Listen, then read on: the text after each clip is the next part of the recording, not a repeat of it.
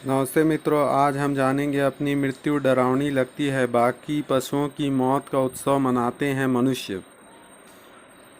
मौत के स्वाद में चटकारे लेते मनुष्य कहता है कि मुझे बकरे का, भैंस का, तीतर का, मुर्गे का, हलाल का, बिना हलाल का, ताजे बच्चों का, भुना हुआ, छोटे मछली, बड़ी मछली, हल्की आंच पर सीका हुआ, आदि आदि दीजिए। ना जाने कितने बल्कि अनगिनत स्वाद हैं मौत के, क्योंकि मौत पशु पक्षी की ओर स्वाद हमारा। स्वाद का कारोबार बन गई मौत।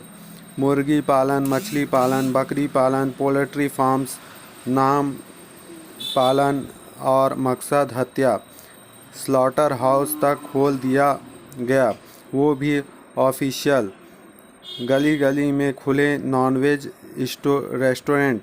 मौत के कारोबार नहीं तो और क्या है?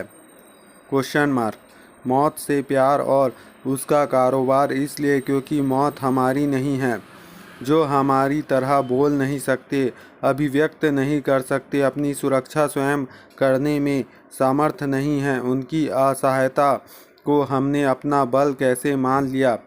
Question mark. कैसे मान लिया कि अब उनके भावनाओं नहीं होते या उनकी आहें नहीं होती। डाइनिंग टेबल पर हड्डियां नोचते बाप बच्चों को सीख देते हैं, बेटा कभी किसी का दिल नहीं दुखाना, किसी की आहें मत लेना, किसी की आंखें में तुम्हारी वजह से आंसू नहीं आने चाहिए। बच्चों के झूठे संस्कार डाल के बाप को अपने हाथों में वे हड्डियां दिखाई नहीं देती जो इसके पहले एक शरीर थी, जिसके अंदर उसमें पहले एक आत्मा थी, उसमें भी एक माँ थी, उस जिसे काट गया होगा, जो करा होगा, जो तड़पा होगा, जिससे आहें निकली होगी, जिससे बदुएं भी जाती होगी। कैसे मान लिया कि जब जब धरती पर अत्याचार बढ़ेगा तो भगवान सिर्फ तुम इंसानों की रक्षा के लिए अवतार लेंगे? क्या मुख जानवर उस परम पिता परमेश्वर की संतान नहीं हैं? क्या इस ईश्वर को उनकी रक्षा की चिंता नहीं है? Question mark. आज का जो वायरस है उन जानवरों के ईश्वर के अवतार से कम नहीं है। जब इस वायरस का कहर बरपा है, जानवर स्वच्छंद घूम रहे हैं, पशु पक्षी मनचाहा चाह रहे हैं, उन्हें पहली बार इस धरती पर पेड़ पौधे ऐसे लहलहा रहे हैं जैसे उन्हें नई जिंदगी मिल गई है। धरती की जो जैसी सांस लेनी आसान हो गया हो। सृष्टि के निर्माता द्वारा रचित करोड़ों करोड़ों योनियों में से एक वायरस ने हमारी एक औकात बता दी, घर में घुस के मारा है और मार रहा है, और हम सब कुछ नहीं बिगाड़ सकते।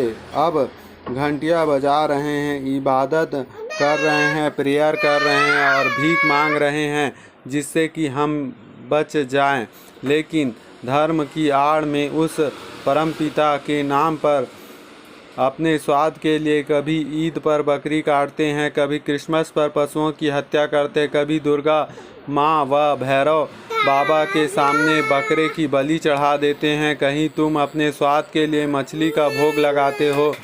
किसे ठग रहे हो? अल्लाह को, जीसस को, भगवान को या खुद को? प्रश्नवाचक। मंगलवार को नॉनवेज नहीं खाता, आज शनिवार है इसलिए नहीं। अभी रोज चल रहे हैं, नवरात्रि में तो सवाल ही नहीं उठता।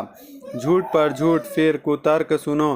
फल सब्जियों में भी तो जान होती है, तो सुनो, फल सब्जियां संसर्ग नहीं करती, ना ही वो किसी प्राणी का जन्म देती है, इसलिए उनका भोजन उचित है जो ईश्वर ने मनुष्य के लिए बनाया है।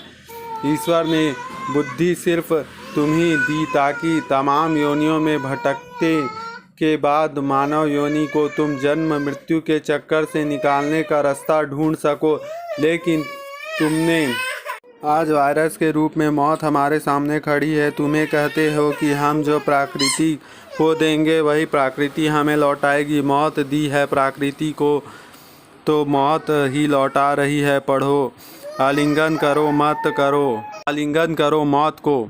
यह संकेत है ईश्वर का। प्रकृति के साथ रहो, प्रकृति के होकर रहो, वरना ईश्वर अपनी ही बनाई कई योनियों को धरती में हमेशा के लिए विलुप्त कर चुके हैं।